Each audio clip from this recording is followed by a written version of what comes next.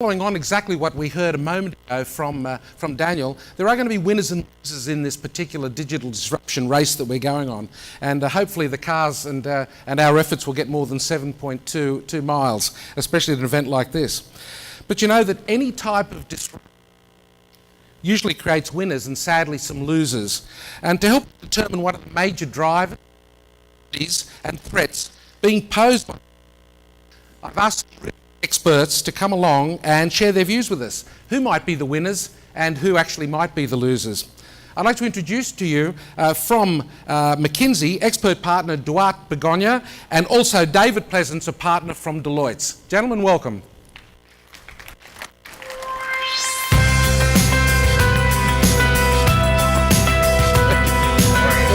Good, please take a seat.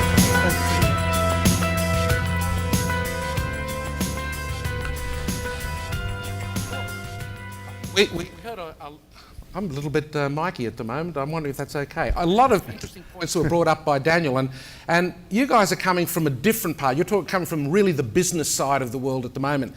I'd like you first, David, if you would, and then Duarte, give us a little bit of background how you've got into the position you're in now in this type of business.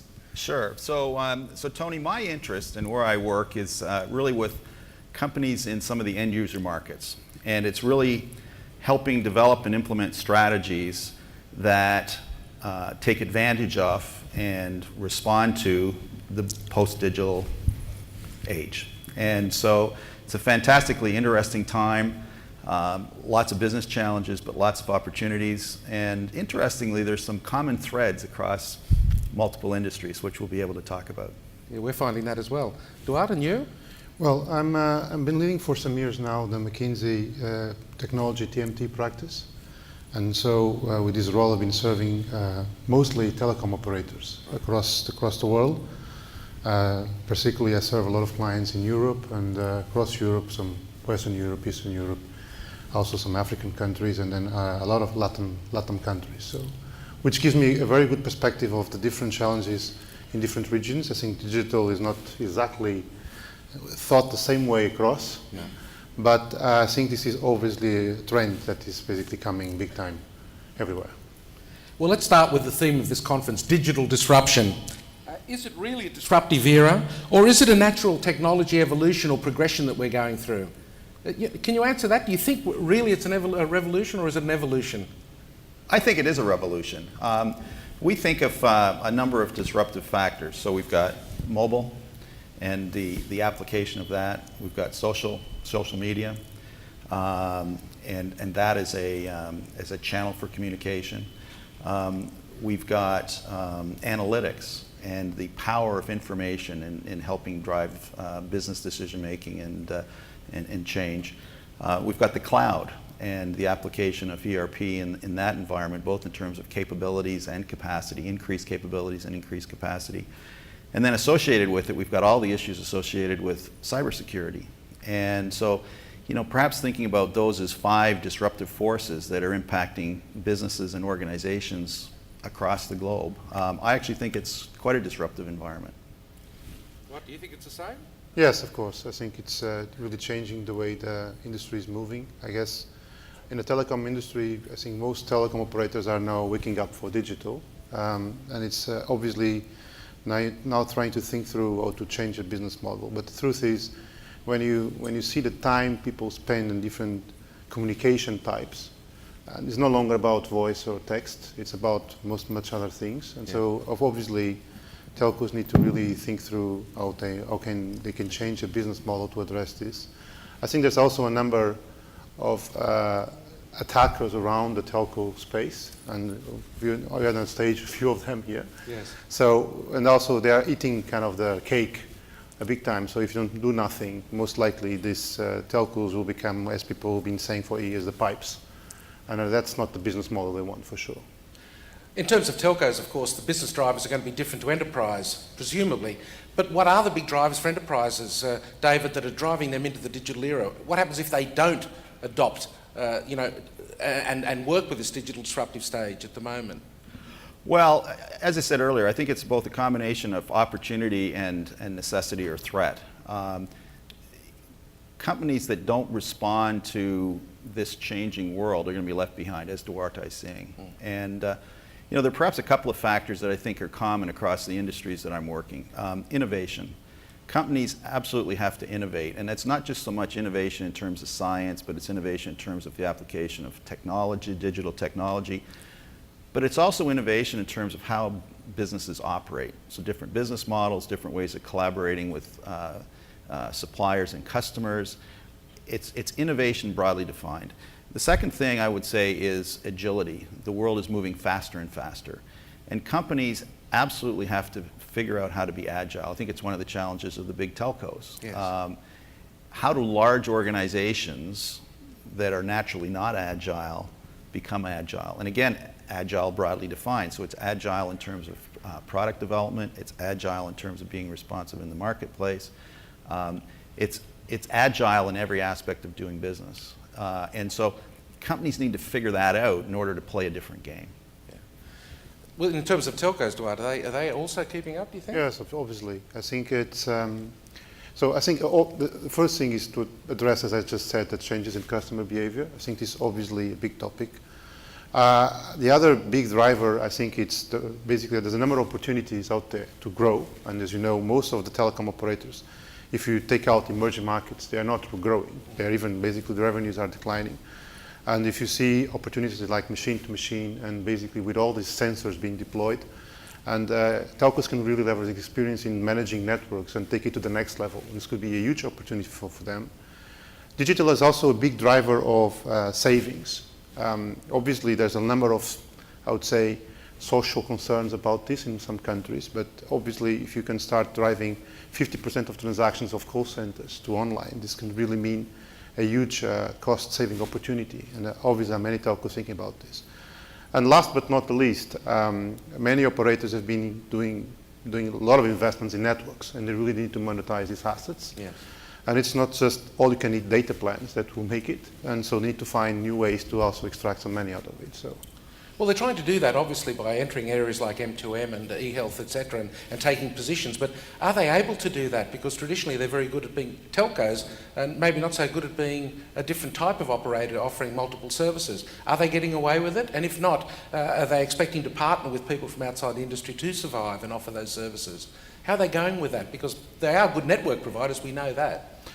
I don't think that most telcos are addressing the problem in the right way. I think now they are conscious of that, and now they're trying to find a new way to tackle it. But I think in order to really address digital, there are three things that basically telcos need to do. First, they need to address complexity. If you see the current complexity of IT stacks, products, processes, it's a mess. It's a huge problem telcos are facing, and this obviously an operator cannot move to the digital space with the current legacy they have. So they need to really think, I need to tackle this. And this cannot just be IT and operations kind of thing. It needs to be a company thing. So, and the second thing is to really also address this in the right way, finding new skills. So you need to be conscious, you don't have the skills. So the people that you have out there, a lot of times you have people with 20, 25 years old in the house. They're not the ones that are thinking on digital, okay? So they are also basically being extremely challenged by digital, and we need to inject some new blood to really address this. And then the last piece for me, which is also quite important, is to really establish new partnership models. I think in many countries, what you've seen is telcos always been trying to get the lion's share of the revenues, trying to basically get all kind of the money from them, from the other partners, so which basically create a big split between partners and telecom operators. And I think right now telcos need to address this in the right way. Just to add to that, I think there's some similarities between some of the challenges that telcos are facing and other large companies and other industries are facing. And I think, as they think about how to be more agile, the idea of creating incubators where they can develop products and services more quickly, but more importantly, create a different cultural environment, because it's more than just saying, okay, we're going to move quickly. There are huge organizational issues. So the speed of decision making, the way in which people develop new products, there are cultural and organizational dynamics that are very hard to infuse into a large organization. So what we're seeing is separate incubator, standalone type organizations that are unencumbered by the big bureaucracy as one model. Another thing that I think is interesting, and again, just picking up on what Duarte said about partnerships, as companies think about how they can play in this rapidly changing world, another consistent trend that we're seeing is that companies are starting to focus on what they're really good at. And I have a couple of clients where they're starting with an outside-in look, looking at their customers and how to best serve their customers. But historically, they've said, well, if this is going to be our delivery strategy, we have to do it all in-house. What they're starting to discover is that not only do they not need to, but it's actually better not to. What they need to focus on is what they're good at and partners with others that are good at other things, so best in breed model, and then build a consortium type approach to deliver a high value solution to the marketplace. This is only possible with the application of digital.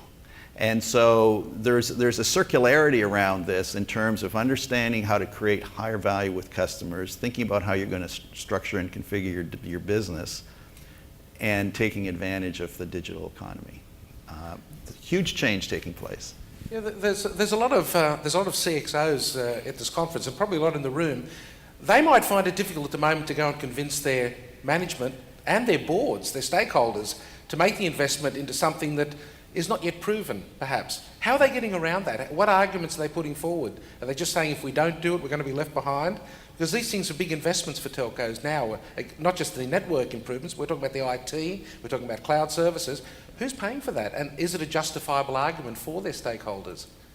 Dwight, what do you think? Because you're coming from that angle very much. You're probably helping these guys deliver the argument sometimes. This is obviously, I think, all these governance issues you find in most organizations. So, to be very honest, I think what typically drives the winners from the losers, I think it's the personal commitment from the board and from the CEO of the company that wants to embrace this journey. So, a lot of times, basically, telcos they've grown so much and into kind of complex organization structure that it's difficult to align different agendas, different interests, and basically make everyone move in one direction. And so this needs to be a CEO kind of pet project, okay? And they need to drive it. They need to make the transformation. Otherwise, if you basically wait for this to come from the masses, from the bottom, very difficult. I never seen this happening. This needs to have someone driving it with a proper vision, with a proper kind of pace, putting the proper pace in the organization to make the changes. So it's not an evolution, it's a transformation. And I think this is what people need to understand. So, it's interesting because the word calibration comes to mind in response to your question. A lot of large companies know they need to do something. They may not be quite sure what to do, and even if they are, they're particularly unsure oftentimes how to go about doing it. Right. And so, one of my mantras that I like to think about is think big, start small, and scale rapidly. And really what it has to do with is developing the vision of how you're going to adapt, take steps initially that the organization is comfortable with, have a proof of concept, and then scale it. Yes. And part of this whole transformation, it's absolutely critical that transformation design in organizations, it's not just about the what, but it's the how, and calibrating it to be digestible by an organization is hugely critical. Point. Now, with the wonders of modern technology, our audience is sending in tweets asking questions of you. First one is, and it's a real difficult one, how do large organisations that are not agile become agile, and what are the first steps for them? Who'd like to tackle that one?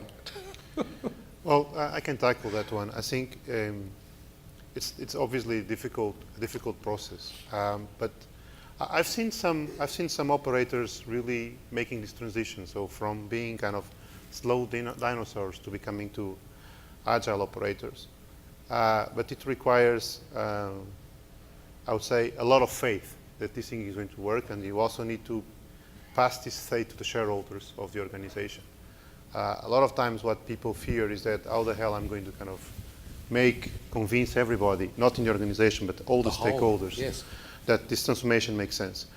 And I've seen some telcos basically really driving a huge transformation that's going to give you kind of a couple of KPIs. So moving from like 300 or 400 different products to 20. They just cut it, 280 products out of the blue, to basically transform the processes and really basically adopt much more standard processes and cut like 60% of the variations. Or basically, it's really basically moving from complex IT systems that were basically heavily customized to really standard stacks basically offered by different vendors like you have here in the room. And also on top of this, accepting that they would have a revenue loss of like 5 to 10% because they need to migrate customers to kind of a much more simplified portfolio. Obviously, in order to believe on this topic, you really need to believe that in the midterm, all these strategies are going to pay off. Yeah.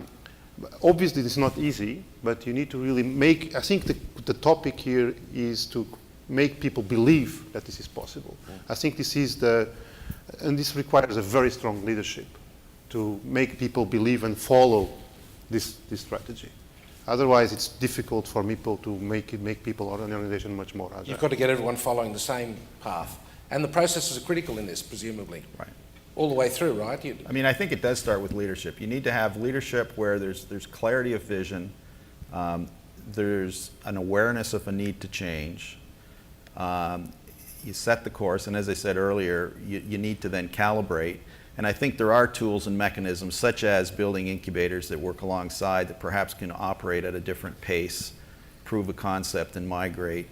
And then I think it's also about business partnerships. And so I'm working with a very large multinational industrial conglomerate, and they're going through this exact process of how do we have this big ship moving slowly adapt to a market that's moving quickly. And part of it is consolidating around core businesses. Part of it is looking for partnerships so that you can deliver a bundled solution without being encumbered by the enterprise. Part of it's being very crisp in terms of what you're going to change. And it's a difficult process. Are you willing to take a guess about what sectors are going to be left behind as we move forward? Are there some sectors that are already looking like they're just not going to keep up, and if they don't make major transformation, particularly in the enterprise world? Is there anyone that's going to be way behind? So it's interesting. I think what I find interesting is that just about every sector you look at, there is some change taking place. And I think rather than sectors, what I might say is companies, particularly the large ones that have a slow-moving culture, that don't figure out how to adapt the ways we've been talking about will get left behind. But we can look at traditional capital-intensive industries like industrial products and chemicals and energy. There's a lot going on in those industries. You then take a look at industries like healthcare, and we're going to be talking more about that later. Yes. I mean, there's huge change taking place there. Being driven both by healthcare reform and the need to control costs and better manage patient outcomes. Huge change. One of the interesting things that I might touch on that maybe is an area that people aren't thinking about is public sector and charitable organizations. And I'll just share one story. I am on the board of a charity that provides services to displaced people in conflict regions of the world. Yep. And one of the things that's front and center is how technology is going to change how they cope, how services are provided, and how we might partner with other companies from a fundraising perspective, all because of the application of mobility and technology. And it's going to be hugely impactful, but again, it's all about the digital world. Similarly, in the public sector, so many of the programs that the public sector is trying to provide, I actually think the most efficient way, and the way that we're going to find in the future, is there's going to be public-private partnerships that is a more efficient mechanism for delivering certain types of services to the community, all being driven by digital technology. Eduard's one of the people in the audience, and we have some very strong technical people in our groups out here, and they keep asking me, and this question is becoming more and more, should the relics, the dinosaurs as you call them, let go of their legacy system, or should they grow from it? You know, they've got a lot of legacy systems now. A lot of them are going through the agony now of saying, do we just cut off and build everything from scratch, or do we have to keep going with the evolution of the legacy systems to meet these requirements? I like to avoid a very technical kind of answer to that question. I think there's no one-size-fits-all approach. I think, to be honest, in the discussions I have with different CIOs and across the world, I think what really makes the difference is if inside the IT organization, operators have a very good enterprise integration architecture. And so they have the proper, basically, interfaces defined, the proper data models, and the proper, basically, connection between the different applications. When that's the case, evolution from legacy works. And also, more options open, you can basically do best of breed. You can basically merger of best of breed packages with some kind of legacy applications if they really work, and creates more options for telcos. What I've been seeing a lot of times is a lot of telcos moving to kind of full stack approach from getting basically all the BSS from one vendor. And when you get into the topic, a lot of times it's obviously a question of time to market, but the other is, in fact, the recognition that they don't have internal capabilities to make this transformation. They failed in the past, and when they think about, oh, what should I do next, this is typically a much easier kind of solution because you can get away with a fully integrated kind of model. So I think the two options work. To be honest, I think the maturity of the enterprise architecture inside the organizations will a lot of times drive different options for different telcos. I think, in my mind, modularity and optionality are a couple of terms that come to mind. I'm not a big fan of the big bang, let's replace everything. I'm not sure it's hugely disruptive, and I'm not sure it gives you the best outcome, and it's also expensive. And I think with the tools and capabilities that we have today, it's possible to build a more modular, adaptable, flexible type of architecture and environment. And by the way, as companies continually change, as they do M&A, the landscape's changing. And so having that ability to ebb and flow, I think, is hugely important, which is counter to the big bang. Yeah, but if you don't have the proper interfaces integration, this modularity, it's virtually impossible. I've seen many operators trying to do this approach, and then when they try to kind of connect different applications while connecting with the legacy systems, it's impossible. It makes you transform projects that were supposed to be like spending like 150 million, and they become 400 million. And at the end, the business people are fully sad. You're not meeting expectations, so it's a disaster. And I think this is so. But a lot of times, what I see is that people don't understand that you need to build this modularity, and so you need to have the basis to do that. It's just not basically like basically plug and play kind of technology. That this thing is a myth. This really don't work, and you need to create a basis to make this happen. We're talking about winners and losers. Can you name any winners that have already adapted to the digital world and look like they're really doing a good job of it, both in the enterprise world and also in the telco or communication service provider world? Is there anyone that really stands out to you that you may have worked with, or? Well, I did not work with them, but I've been working with some with some of their competitors, and so I can see from the outside the impact of this. I think a great example of the operator that is really embracing digital is Free in France.